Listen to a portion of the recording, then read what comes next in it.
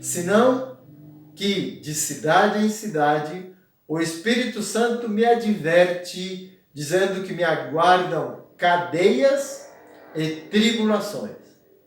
Mas, diz São Paulo, de forma alguma eu considero a minha vida preciosa a mim mesmo, aos meus olhos, contanto que eu leve a bom termo a minha missão, a minha carreira, o ministério que eu recebi do Senhor Jesus, que é o de dar testemunho do Evangelho da graça de Deus. Isso diz São Paulo. Jesus, na sua oração sacerdotal, no capítulo 17 de João, ele vai pedir por toda a sua igreja, por cada um de nós, pelos discípulos, pelos apóstolos. E ele diz de que forma? O pedido de Cristo: santifica, ó Pai, santifica os seus discípulos, a sua igreja, né? Santifica-os na verdade. A tua palavra é verdade. Como tu me enviaste ao mundo, também eu os enviei ao mundo. E por eles a mim mesmo me santifico, para que sejam santificados na verdade. Então veja, essa santificação é manifestada na igreja, no discípulo, no fiel, naquele que é missionário para a igreja, santificado pelo Espírito da verdade. Portanto, pede ao Pai que conceda o testemunho de fé e de amor. Pede ainda, eu neles e tu em mim, esta unidade do Cristo com o Pai, para que também eles sejam perfeitos na unidade.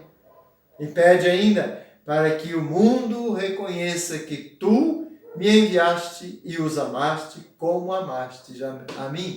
Então veja que o amor de Deus em Cristo revelado a nós, o mistério da Trindade plena, dado a nós, esta oração de Cristo torna presente.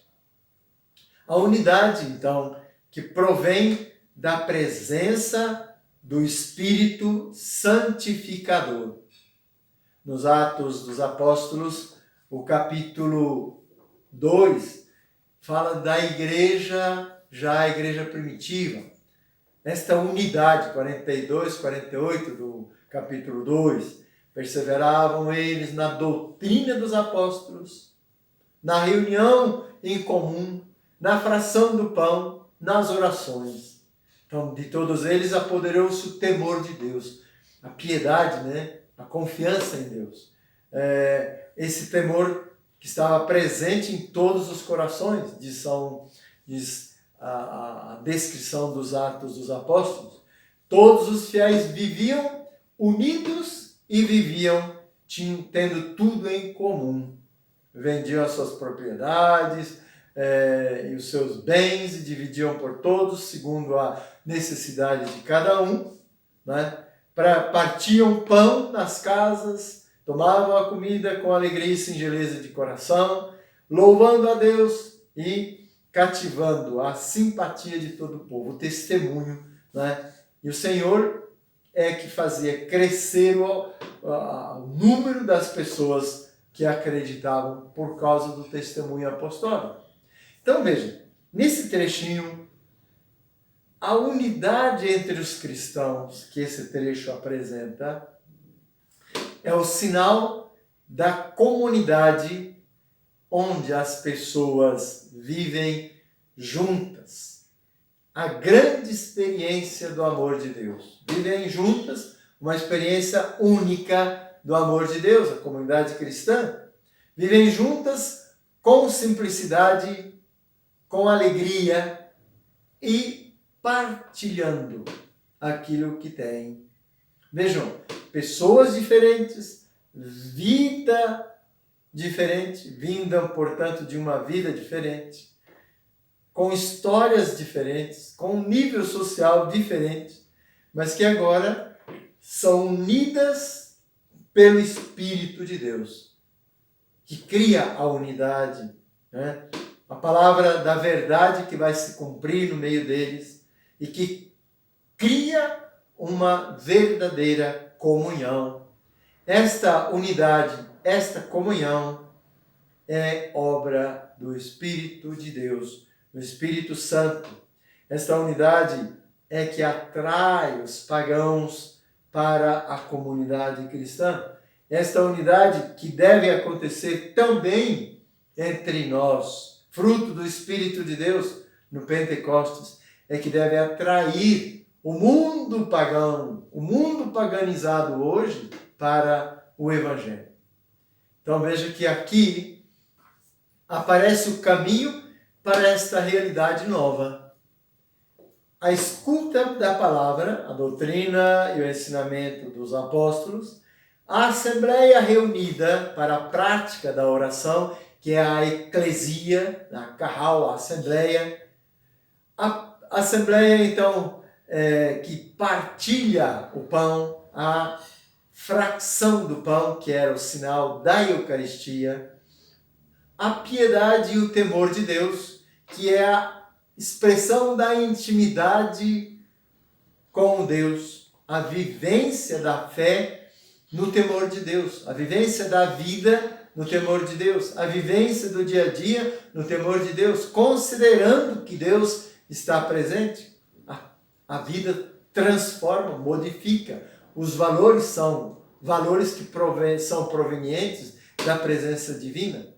A descoberta da vida em comum e da consequente partilha e o comprometimento com o outro irmão, as necessidades dele, para que não houvesse necessitados entre eles. Então, a vida de alegria e simplicidade que testemunha a unidade e o amor, que são os verdadeiros sinais da fé. São os sinais que atraem amor pleno, verdadeiro, comprometido e a unidade. Viver, de fato, em comum, viver esta união, esta unidade, esta comunhão. Então, amor e unidade que são a expressão da fé, os sinais que atraem o mundo para a fé. Então, são esses sinais que ainda hoje devem e precisam estar presentes na vida do cristão, da igreja, para atrair também o mundo paganizado, que vive na dispersão, que vive na violência, que vive no ódio, que vive distante de Deus, que cria barreiras. O Espírito de Deus derruba as barreiras. As barreiras são derrubadas, lembrem da Babel, são derrubadas para que haja a unidade, a comunhão, a partilha entre as pessoas. Então, o caminho de todos nós é a vivência da Páscoa do Senhor, passando pela experiência do Pentecostes, né? Passando pela experiência do Pentecostes. Então, nós devemos estar repletos do Espírito Santo, porque este é o dom da salvação para todos nós. A lei do Espírito que dá a vida em Cristo, diz Jesus, diz São Paulo, capítulo 8, versículo 2, é que vos libertou, né? Esta lei que dá a vida em Cristo Jesus, que nos liberta da lei do pecado e da morte. São Paulo lembra isso, né? Esta lei, que lei é? É o amor. E esse amor é dom, é graça do Espírito de Deus em nós, do Espírito Santo. Uma graça, uma capacidade nova que é infundida em nós e nos permite amar a Deus, amar o próximo, vindo do Espírito Santo, do Espírito de Deus em nós. Somente então aqueles que se abandonam docilmente à ação do Espírito Santo é que podem viver a plenitude da graça e da adoção filial, né? Nós podemos ser adotados como filhos, como verdadeiros filhos, né? alcançam então a eles, aqueles que se abandonam docilmente a esta ação do Espírito Santo, vão alcançar o seu fim, que é a comunhão com Deus no amor. Então, esta comunhão plena que vai se manifestar na nossa vida. Irmãos, esta experiência do Pentecostes em nós, do derramamento do Espírito de Deus em nós, que é o Pentecostes, nos convida a viver, não segundo a carne, mas uma vida nova, a vida do Espírito. Pois, diz São Paulo, os que vivem segundo a carne desejam as coisas da carne, os que vivem segundo o Espírito, as coisas que são do Espírito. De fato, o desejo da carne é morte, as consequências do desejo da carne, morte, nos mata. Ao passo que os desejos do Espírito, aqueles que buscam o Espírito de Deus, é a vida, é a paz. Uma vez que o desejo da carne é inimigo de Deus, impede a ação de Deus, os desejos da carne, de São Paulo. Então, a vivência da fé, a vivência da vida cristã, tanto para o leigo, como para uma pessoa consagrada, né? A pessoa consagrada pelos votos, ou a pessoa, ou os leigos que vivem pelo batismo, esta realidade que pertence ao povo de Deus, não pode ser verdadeira sem a presença do Espírito de Deus em nós. É, portanto, também uma questão de pertença, a nossa pertença a Deus. Então veja que vós não estáis na carne, mas no Espírito, se é verdade que o Espírito de Deus habita em vós. Pois quem não tem o Espírito de Cristo não pertence a Ele. São Paulo, na carta aos Romanos, capítulo 8, né? Essa filiação nossa de Deus. Somos filhos de Deus quando temos o Espírito de Deus em nós. Pertencemos a Deus. Essa pertença que é a marca do nosso batismo. Então, todos os que são conduzidos pelo Espírito de Deus são filhos de Deus. Homens livres, libertos em Cristo. Não recebestes um espírito de escravos, diz São Paulo, continuando no capítulo 8, mas o espírito de escravos que faz viver na escravidão, no medo, no temor, mas recebeste um espírito de filhos, uma filiação adotiva, filhos de Deus, filhos adotivos, pelo qual nós podemos chamar Deus de Pai, Abba, Pai. Esta é a novidade maior que Jesus Cristo apresenta. Nós não temos um Deus distante, longe, um Deus que nós não temos acesso a Ele. Mas Ele nos tornou filhos, no seu Filho. Nós nos tornamos em Cristo filhos, recebemos o espírito de filiação. Somos filhos de Deus, podemos dizer, Abba, papai, papaizinho. Somos herdeiros de Deus, como Cristo é herdeiro. Portanto, co-herdeiros, conforme diz São Paulo. Então, a partir dessa filiação, somos filhos de Deus em Cristo. Então, o mesmo convite de Pedro, também, nos Atos dos Apóstolos, é feito a nós hoje em preparação e proximidade do Pentecostes, no dia de Pentecostes que nós vivemos. E esse tempo especial que nós vivemos agora, que é um tempo de pandemia, é um tempo de sofrimento, um tempo de muita angústia por causa das mortes, por causa dos sofrimentos, pessoas que perdem os seus entes queridos. Então, é uma situação de sofrimento causada em todo o mundo. Então, dentro desta situação, celebrar Pentecostes é ter, de fato, esta garantia da assistência, da força do Espírito de Deus.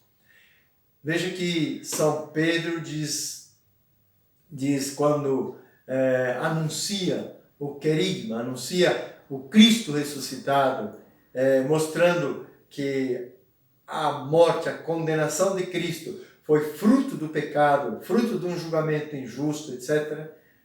O povo, ouvindo isto, sentiram, diz aí, o coração transpassado e perguntaram a Pedro e aos demais apóstolos: irmãos, o que devemos fazer nós, então, diante disso?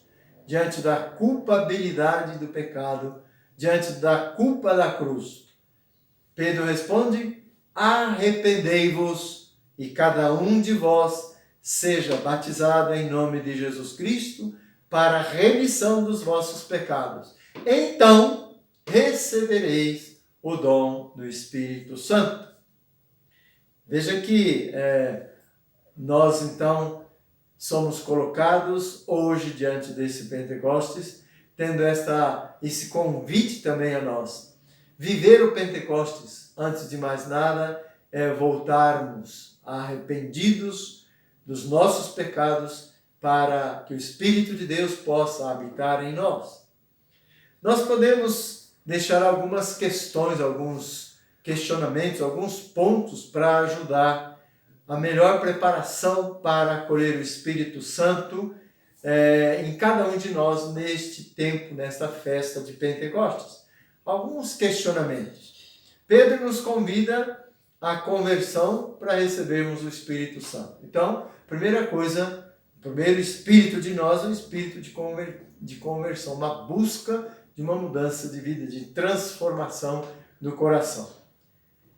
Então, o que em mim é impedimento para que o Espírito possa habitar no meu coração? Primeira questão. O que em mim é impedimento para que o Espírito possa habitar dentro de mim? Segunda coisa. Quais são as atitudes concretas em minha vida que são mais voltadas à carne e não ao Espírito, conforme diz São Paulo?